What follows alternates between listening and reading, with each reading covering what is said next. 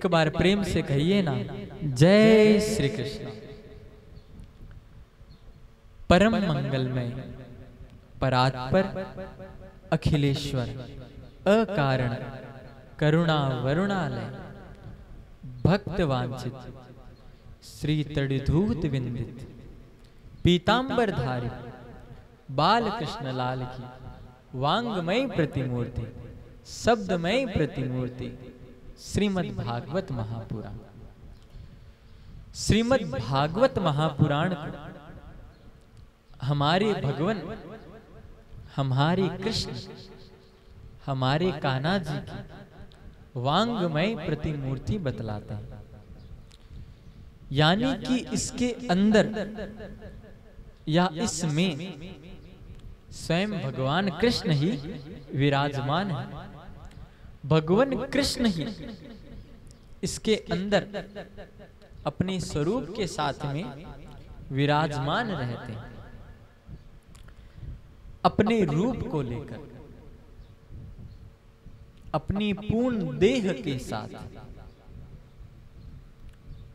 हमारे भगवान श्रीमद् भागवत महापुराण में विराजमान है।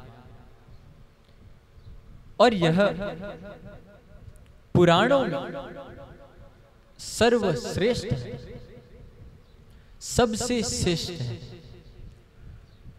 इसकी श्रेष्ठता के कारण है पुराणों में इसे वेदों ने इसे सर्वोपरि कहा, सबसे ऊपर। इसीलिए इसे श्रीमद् तिलक से अलंकृत किया गया है, इसे उपाधि प्रदान की गई है। जैसे हमारी उपाधियां होती है ना, महाराज जी, पंडित जी, जो जिस कार्य में निपुण होता है उसको उसी के अनुसार उपाधि दी जाती है। ठीक वैसे ही जो पुराणों में सर्वश्रेष्ठ है, सबसे ऊपर है, उसे श्रीमद् तिलक से अलंकृत किया गया। श्रीमद् भागवत महापुराण श्रेष्ठ में भी श्रेष्ठ, उत्तम में भी उत्तम, अर्थात सर्वोत्तम ग्रंथ। चार वेदों पर भी जब व्यास जी को रचना के पश्चात असंतोष था, तो उनको जिस ग्रंथ ने संतोष प्रदान किया, संतोष कारकम एवं भागवत, वह थी श्रीमद् भागवत। ऐसा यह दिव्य पुराण आज हम सभी एकत्रित हुए हैं इसे श्रवण करने के लिए। और श्रीमद् भागवत पुराण हमारे जीवन में ऐसे ही चला नहीं आता। एक नहीं, हमारे जीवन के अनंत जन्मों का जब भाग्य उदय होता है, तब ही श्रीमद् भागवत कथा श्रवण में हमारी रुचि हो पाती है। भाग्योदयेन बहुजन्म समर्जितेन सत्संग मम लभते च पुरुषो यदा। भाग्योदयेन बहुजन्म कि मनुष्य के जीवन में एक नहीं, अनंत जन्मों का जब भाग्य उदय होता है, तब उसके जीवन में श्रीमद् भागवत कथा आ पाती है। श्रीमद् भागवत कथा श्रवण में उसकी रुचि हो पाती है। यह हमारे पूर्वजों के, उनके पूर्वजों के, हमारी दादा परदादाओं की जब आशीर्वाद हमारे जीवन में आता है, उनकी कृपा और हमारे द्वारा किए गए कुछ पुण्य कर्म, कुछ अच्छे कर्म उभर करके सामने आते हैं, पूर्व जन्मों के, या हो सके तो इस जन्म की, तब ही श्रीमद् भागवत कथा श्रवण में हमारी रुचि हो पाती है। अन्यथा यह इतना दिव्य ग्रंथ है कि देवताओं को भी श्रवण करने को न मिल सका। आगे जानेंगे कि देवताओं ने बड़े प्रयास किए कि भागवत हमारे जीवन में चली आए, लोभ भी देना चाहता, परंतु नहीं। यह तो भाग्य, हमारे कर्म जब अच्छे होते हैं, पुण्य उदय होकर आगे आते हैं, तब भागवत कथा श्रवण में रुचि हो पाती है। भाग्योदयेन बहुजन्म समर्जितेन सत्संगमम लभते च पुरुषो यदावे। कि ऐसे सुंदर कर्मों का फल श्रीमद् भागवत कथा श्रवण, और यह हमारे जीवन में क्या कार्य करता है? अज्ञान हेतु कृत मोह मदांधकार नाश। कि हमारे जीवन में जो अज्ञानता है, अज्ञान हेतु कृत, जो हमारे जीवन में आया हुआ अज्ञान है, वह किसी भी रूप का हो, चाहे पंच हम माने तो काम, क्रोध, मद, मोह, लोभ, मत्सर, अहंकार, ईर्ष्या, जलन, द्वेष, इन भावों का हो, या फिर हमारी किसी के साथ शत्रुता से आया हुआ, मतलब किसी भी बुरी प्रकार की हमारे से हुए कर्म का, जो हमारे मन में, जो हमारे जीवन में अज्ञानता उत्पन्न कर देता है, चाहे वह अज्ञानता किसी भी रूप में उसने की हो। अज्ञान हेतु कृत मोह मदांधकार नाश। और मुख्यतः जो हमारे जीवन में मोह रूपी अज्ञान है, मोह और प्रेम दोनों आपस में भिन्न भिन्न है। मोह अगर किसी से हो जाए तो फिर आप उससे दूरी कभी नहीं बना सकते, और मोह आपके नाश का कारण बनता है। फिर जो आप होते हो, आप वह नहीं रह जाते। अनन्य ममता विष्णु ममता प्रेम संगता। कि अगर आपकी किसी के प्रति मोह मई ममता बढ़ने लगे, तो सबसे पहले आपको यह जान लेना चाहिए कि आप सीधे सीधे नाश की ओर बढ़ रहे हो, वो तय है। फिर भी हम जाएं, यानी वह हमारी रुचि का कारण है, फिर हमारी उसमें रुचि हो जाती है।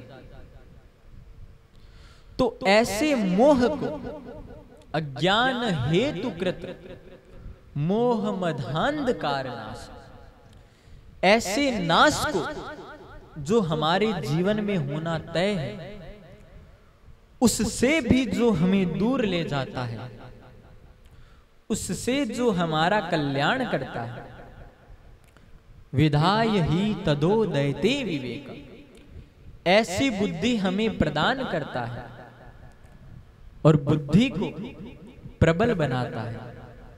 ऐसा ग्रंथ है श्रीमद् भागवत। एक बार प्रेम से कहिए ना, जय श्री कृष्ण। ऐसा यह दिव्यमय ग्रंथ श्रीमद् भागवत। अब हम श्रीमद् भागवत को श्रवण क्यों करें? हम भागवत क्यों सुने? आखिर इससे हमारा क्या लाभ है? क्योंकि यह मनुष्य की आदत होती है कि वो जब भी कोई कार्य करता है तो सबसे पहले वह अपनी लाभ और हानि देखता है। अगर उसको उस कार्य में अपना लाभ दिखाई दे रहा है, तो वह उस कार्य को करने में जरा भी संकोच नहीं करता, परंतु सबसे पहले काम में यही सोचेगा कि इसमें मुझे लाभ होगा या फिर हानि होगी। तो सभी भागवत श्रवण करने के लिए आए हैं, और जो भी आप सभी घर में श्रवण कर रहे हैं, जो नए होंगे उनके मन में विचार होगा कि आखिर क्यों हम इतना समय अपना क्यों देवे, इसको सुनकर ऐसा हमें क्या मिलने वाला है, ऐसी किस चीज की हमें प्राप्ति होगी जो हम इसे सुने। उन बातों का जिनमें विशुद्ध विवेचन किया गया है, जिसको सार के रूप में बतलाया गया है, महत्व एव मय रूप एव महात्म्या, कि महत्व जो बतलाता है वह होता है महात्म्य। हम जब हिंदी में भी लेख लिखते हैं तो सबसे पहले जो उसका क्रम होता है वो होता है भूमिका, कि आखिर इसकी भूमिका क्या है के बारे में वह हम सबसे पहले जानते हैं। तो भागवत को हम क्यों सुने, इसका महत्व जिसमें बतलाया गया है उसका नाम है महात्म्य। और भागवत कथा को कभी भी हमें मनोरंजन की दृष्टि से नहीं सुननी चाहिए कि सुन लेते हैं, थोड़ा मनोरंजन हो जाएगा, थोड़ा आनंद आ जाएगा। मनोरंजन में अगर हम आनंद देखते हैं तो वह हमारी गलती है, परंतु वही आनंद अगर कृष्ण से जोड़ दिया जाए फिर क्या बात। तो ऐसे श्रीमद् भागवत जिसके महत्व को हम जानने के लिए बिना मनोरंजन की दृष्टि से प्रेममय भाव से आगे बढ़ेंगे। देखिए, परमात्मा ने तो हमें संदेश दे दिया कि अगर तुम पृथ्वी को, दुनिया को अपना घर मान बैठे हो तो यह तुम्हारी सबसे बड़ी गलती है, क्योंकि तुम यहां मकान मालिक बन के नहीं बल्कि किराएदार बनकर रह रहे हैं। यह जो हम सभी के ऊपर विगत 2 वर्ष से हमारे ऊपर जो कष्ट आया हुआ है, कोरोना महामारी के रूप में, जिसमें लोगों ने कईयों ने अपने सपनों को खोया, कई लोगों ने अपने जीवन में अपने अपनों को खोया। यह कोरोना शायद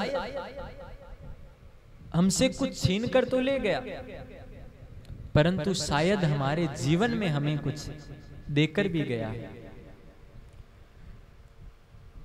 जो व्यक्ति, जो लोग अपने जीवन में अपने परिवार के पास कभी शायद 2 क्षण के लिए भी नहीं बैठे, उनको लगभग 6 माह तक अपने परिवार के पास मिलाकर एकत्रित कर दिया, कि जो शायद रिश्ते नातों को भी भूलते चले जा रहे थे, 6 माह तक अपने परिवार के बीच में बैठकर उन्होंने उसे जाना। हमारी पूर्व कथाओं को, हमारी संस्कृति को, हमारे धर्म से हम ज्यों-ज्यों धीरे-धीरे दूर होते जा रहे थे, इसने हमें घर में बैठाकर पुनः उन धर्म ग्रंथों का,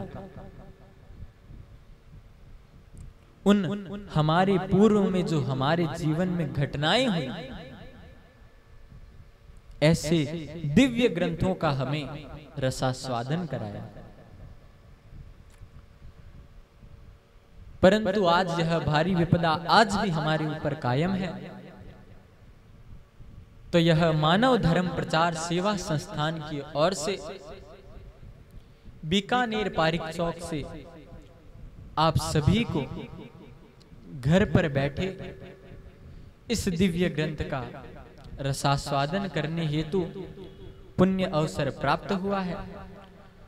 तो दिव्य ग्रंथ का बैठकर आनंद से घर में रहकर प्रोटोकॉल्स का पालन करते हुए बाहर जाएं तो ध्यानपूर्वक उन सभी नियमों का पालन करें और घर में रहें तो सुंदर धर्म ग्रंथों का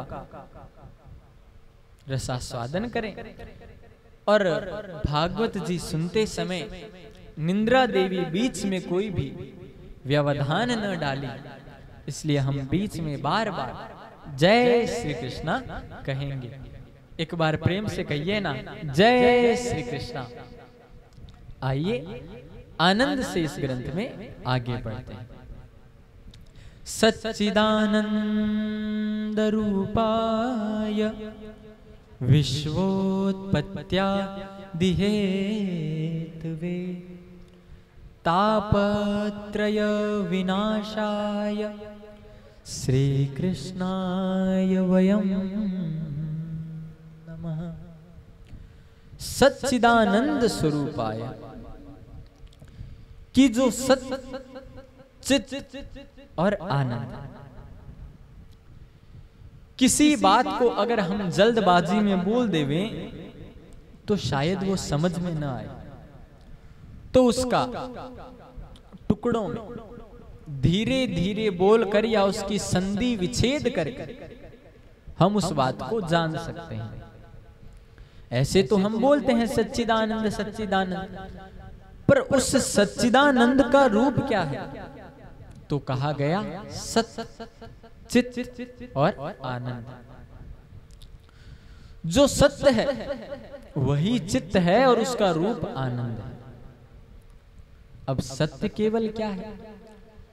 सत्य का मतलब होता है कि जो पहले था, प्रथमो एव रूप, जिसका रूप पहले भी था, और मध्य एव रूप, कि जिसका रूप अपने आप में विराजित मध्य में भी था, और अंत काले रूप प्रतिष्ठित, और जिसका अंत काल में भी रूप प्रतिष्ठित रहता है वह होता है एव सत्य। वह है सत्य यानी अविनाशी, जिसका कभी भी अंत ना हो, जिसका कभी भी विनाश ना हो, वह होता है सत्य।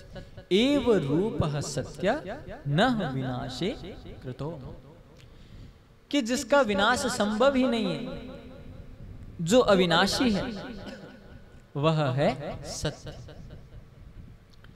चित्त, चित्त का अर्थ होता है प्रकाशमान, जो प्रकाशमय है। अगर हम भी कोई कार्य कर रहे हैं तो हमें प्रकाश की जरूरत पड़ती है। किताब पढ़नी है, चाहे कोई भी अन्य कार्य हो, विद्युत से संबंधित, हमें उसमें प्रकाश तो चाहिए ही चाहिए। हमें बल्ब जलाना ही पड़ेगा, ट्यूबलाइट जलानी ही पड़ती है प्रकाश करने के लिए। परंतु वह परमात्मा स्वयं प्रकाशमान है, वह तो खुद ही प्रकाश का रूप है, उसे प्रकाश की क्या जरूरत है? वह हम सभी को अपने प्रकाशमय रूप से प्रकाशित करता है। और आनंद, आनंद का अर्थ ये नहीं है कि एसी में सो रहे हैं, ठंडी ठंडी हवा आ रही है, आनंद आ गया। डनलप के गद्दे लगाए हुए हैं, आराम से सो रहे हैं, आनंद आ गया। नहीं, बिल्कुल नहीं। वह आनंद का रूप नहीं हो सकता। हम कभी घूमने गए, कोई जगह अच्छी लगी, वहां बैठे, हमने कहा इस जगह पर बैठकर आनंद आ गया। स्वादिष्ट भोजन मिल गया, भोजन खाया, हमने कहा हमें आनंद आ गया। पर अगर किसी दिन आप भूखे हो या आपको उस भोजन की याद आएगी, तो वह भोजन या फिर वो जगह उस समय आपकी उस इच्छा को पूर्ति नहीं कर पाएगा। जो आनंद आपको पहले आया था वो उस समय नहीं आएगा। इसका मतलब वो आनंद नहीं था, वो केवल क्षण मात्र का सुख था। और सुख नाशवान है, सुख हमेशा नहीं रहता। जीवन में दुख तो आते रहते हैं। तो इसलिए हमारी प्रथम बात तो यही है कि हम सुख से नहीं बल्कि दुख से मित्रता स्थापित करें। सुख क्षण मात्र का होता है, जबकि दुख जीवन में व्यक्ति के आता रहता है। और वह दुख जब आता है तो अपनों का, परायों का, मित्रों का, शत्रु का परिचय कराकर जाता है कि कौन तुम्हारे जीवन में महत्व रखता है। क्योंकि वह आपके जीवन में सभी आनंद का कारण नहीं बन सकते, वह केवल सुख का कारण बन सकते हैं। परंतु मेरे परमात्मा, मेरे कृष्ण, वो तो स्वयं आनंद कंद है। कहते हैं ना, बोलिए आनंद कंद कृष्ण कन्हैया लाल की जय।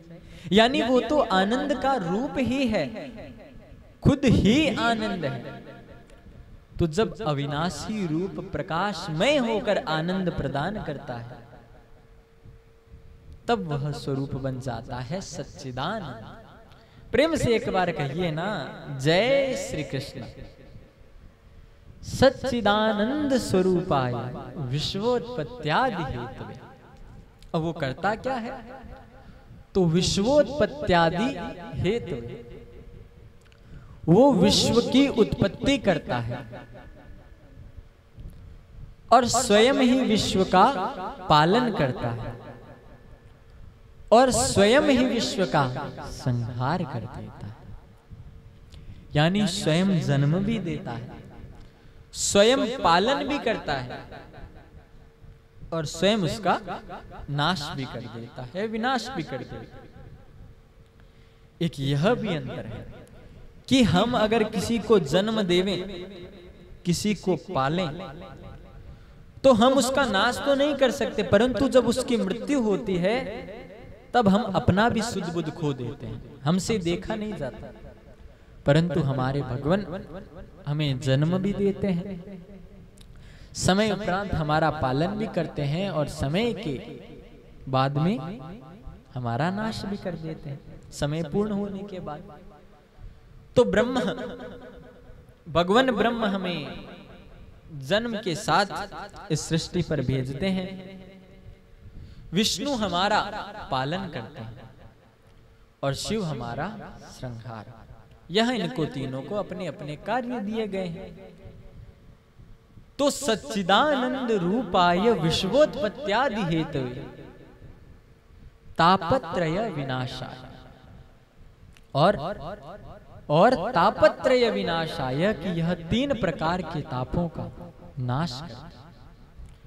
वह तीन ताप कौन कौन से हैं? दैहिक, दैविक, भौतिक तापा राम राज्य काहू ही व्यापा।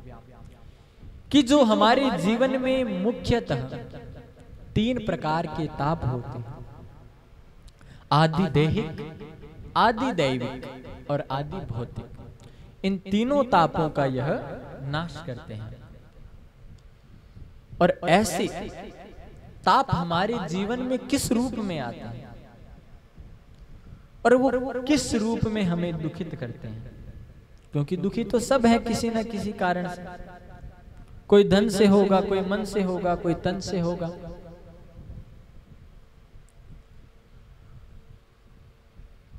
क्योंकि दुख किसी न किसी रूप में आते रहते हैं। कोई तन दुखी, कोई मन दुखी, कोई धन बिन रहत उदास, थोड़े थोड़े सब दुखी और सुखी राम के दास। कि जीवन में मनुष्य तीन रूपों में, या तो मन से, या देह से, या धन से, इन तीन ही कारणों से दुखित रहता है। दुख इन तीन बातों का ही तो है। तो कोई तन दुखी कि जीवन में बहुत अधिक पैसा कमाया, लाखों करोड़ों रुपए का सेठ जी के टर्नओवर है, और घर में जब देखने जाते हैं तब वह खा क्या रहे हैं? दाल और रूखा फुल्का। यानी घर में वैभव धन संपदा कमी नहीं है, फिर भी खा रहे हैं केवल दाल और रूखा फलक। पूछा भाई सेठ जी ये क्या बात, आपके पास इतना धन ऐश्वर्य शौर्य पैसा है तो आप ये क्यों खा रहे हो, आप तो रोज के 56 भोग खाओ। सेठ जी ने कहा पैसा तो बहुत है, परंतु अगर थोड़ा सा भी तला फुला मिर्ची का भोजन खा ले तो ब्लड प्रेशर हाई हो जाता है, फिर हम अपने आप में क्या हो जाते हैं हमें पता नहीं रहता। इसलिए हम ऐसा भोजन कर नहीं पाते। यानी जीवन में धन तो है, पैसा तो है, पर अपनी इच्छा का भोजन भी नहीं कर पाते।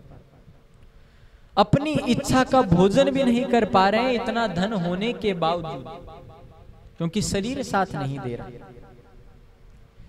पैसा सब कुछ नहीं, प्रथम देह शरीर वह मायने रखता है। अगर शरीर साथ दे रहा है, देह साथ दे रही है, तो पैसा तो कमा सकते हैं, पर पैसा है सारा लगा दोगे फिर भी इलाज हो कोई जरूरी नहीं। तो कोई तन दुखी कोई मन दुखी।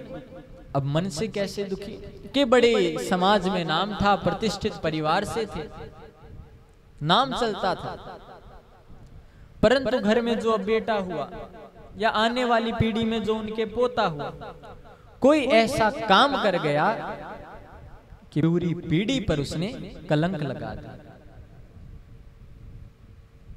परिवार अच्छा था, परंतु एक संतान ऐसी निकल गई कि उन्होंने उस पर कलंक लगा दिया। अब मन से हो गई चिंता, अब मन ही मन चिंता खा रही है। और मनुष्य को वह चीजें कभी नहीं मारती जो वह बाहर से खाता है, मनुष्य को अक्सर वह चीजें मारती है जो उसे अंदर ही अंदर खाती है।